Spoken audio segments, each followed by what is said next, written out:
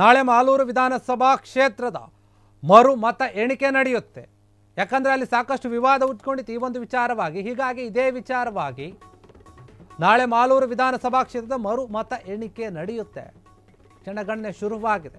Supreme court ನಿರ್ದೇಶನದಂತೆ ಮರು ಮತ ಎಣಿಕೆ ಆಗ್ತಾ ಇದೆ. ನಾಳೆ ಸುಪ್ರೀಂ ಕೋರ್ಟ್ ಹೇಳಿತ್ತು, ಕೋಲಾರ ನಗರದ ಮತ್ತು ಮಾಲೂರು ಪ್ರದೇಶದಲ್ಲಿ ಹೈ ಅಲರ್ಟ್ ಘೋಷಣೆ ಮಾಡಲಾಗಿದೆ. ಜಿಲ್ಲಾಡಳಿತ ಮರು ಮತ ಎಣಿಕೆ ಕಾರ್ಯಕ್ಕೆ ಸಕಲ ಸಿದ್ಧತೆ ಕೂಡ ನಡೀತಾ ಇದೆ. ಅದಕ್ಕೆ ಸರಿಯಾದ ರೀತಿಯಲ್ಲಿ ಭದ್ರತೆ ಕೂಡ ಒದಗಿಸಲಾಗಿದೆ. ಕೋಲಾರ ನಗರ ಹಾಗೂ ಮಾಲೂರಿನಲ್ಲಿ ಹೆಚ್ಚುವರಿ ಪೊಲೀಸರನ್ನು ನಿಯೋಜನೆ ಮಾಡಲಾಗಿದೆ.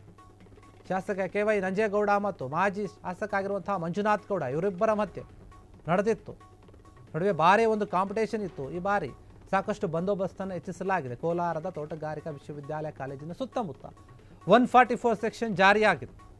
ಸುಪ್ರೀಂ ಕೋರ್ಟ್ ಸೂಚನೆಯಂತೆ ನಾಳೆ ಮರು ಎಣಿಕೆ ಆಗುತ್ತೆ. ಮತ ಮರು ಎಣಿಕೆ ಆಗುತ್ತೆ. ಆ ಕಾರ್ಯ ಆರಂಭ ಆಗುತ್ತೆ. ಆದರೆ ಮರು ಎಣಿಕೆಯ ಒಂದು ಫಲಿತಾಂಶವನ್ನು ನಾಳೆ ಮಾಧ್ಯಮಗಳಲ್ಲಿ ಪ್ರಕಟಿಸುವಂತಿಲ್ಲ ಅನ್ನುವಂತಹ ನಿರ್ಬಂಧ ಕೂಡ ಇದೆ.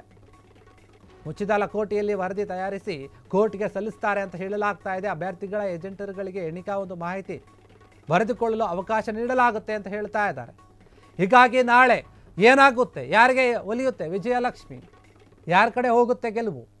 ಇಬ್ಬರು ನಾಯಕರೇನಿದ್ರು, ಆರೋಪ ಪ್ರತ್ಯಾರೋಪಗಳು ಕೇಳಿ ಬಂದಿತ್ತು. ನಾನು ಸೋಲೋಕೆ ಇವರೇ ಕಾರಣ, ಮತಗಳ್ಳತನ ಆಗಿದೆ, ಮತ್ತೊಂದು ಏನೋ ಆಗಿದೆ, ಮತ ಎಣಿಕೆ ಆಗಬೇಕು, ಮರು ಎಣಿಕೆ ಆಗಬೇಕಂತ ಸುಪ್ರೀಂ ಕೋರ್ಟ್ನ ಮೊರೆ ಹೋಗಿದ್ದು. ಸುಪ್ರೀಂ ಕೋರ್ಟ್ನ ಒಂದು ನಿರ್ದೇಶನದಂತೆ ಈಗ ನಾಳೆ ಮರು ಎಣಿಕೆ ಆಗ್ತಾ ಇದೆ.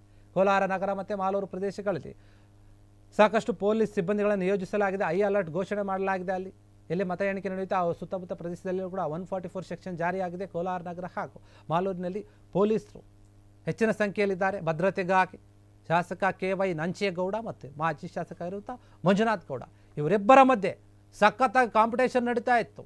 ಹೀಗಾಗಿ ಇಬ್ಬರ ನಡುವೆ ಏನು ಕಾಂಪಿಟೇಷನ್ ಇತ್ತು ಅದೇ ವಿಚಾರವಾಗಿ ಮತ ಮರು ಎಣಿಕೆ ಆಗಲಿ ಅಂತ ಕೋರ್ಟ್ ಆದೇಶ ಕೊಟ್ಟಿದೆ. ಕೋಲಾರದ ತೋಟಗಾರಿಕೆ ಇಲಾಖೆ ವಿಶ್ವವಿದ್ಯಾಲಯದ ಒಂದು ಸುತ್ತಮುತ್ತ 144 ಸೆಕ್ಷನ್ ಜಾರಿಯಾಗಿದೆ. ಸುಪ್ರೀಂ ಕೋರ್ಟ್ ಆದೇಶದಂತೆ ಸೂಚನೆಯಂತೆ ನಾಳೆ ಮತ ಮರು ಎಣಿಕೆ ಆಗುತ್ತೆ. ಹೀಗಾಗಿ ಈ ಒಂದು ವಿಚಾರವಾಗಿ ಏನಾಗುತ್ತೆ, ಯಾರ ಕಡೆ ಹೆಚ್ಚು ಮತ ಬರುತ್ತೆ, ಯಾರು ಗೆಲ್ತಾರೆ, ಅವೆಲ್ಲ ವಿಚಾರ ಕೂಡ ಗುಪ್ತವಾಗಿರುತ್ತೆ. ಯಾಕಂದರೆ ಮುಚ್ಚಿದ ಲಕೋಟೆಯಲ್ಲಿ ಕೋರ್ಟಿಗೆ ಹೋಗಿ ಆ ಒಂದು ವರದಿಯನ್ನು ಕೊಡುತ್ತಾರೆ.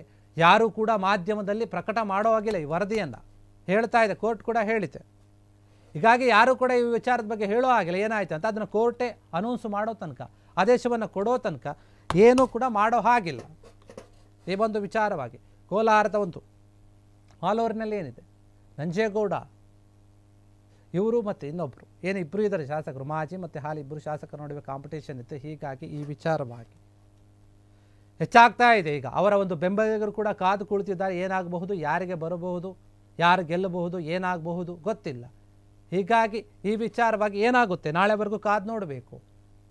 ಮತ ಎಣಿಕೆ ಎಲ್ಲಿ ಆಗುತ್ತೆ ಅಲ್ಲಿ ತೋಟಗಾರಿಕೆ ವಿಶ್ವವಿದ್ಯಾಲಯ ಒಂದು ಕಾಲೇಜ್ ಏನಿದೆ ಅದರ ಸುತ್ತಮುತ್ತ ಕೂಡ 144 ಸೆಕ್ಷನ್ ಜಾರಿಯಾಗಿದೆ ಅಂತ ಹೇಳಲಾಗ್ತಾ ಇದೆ.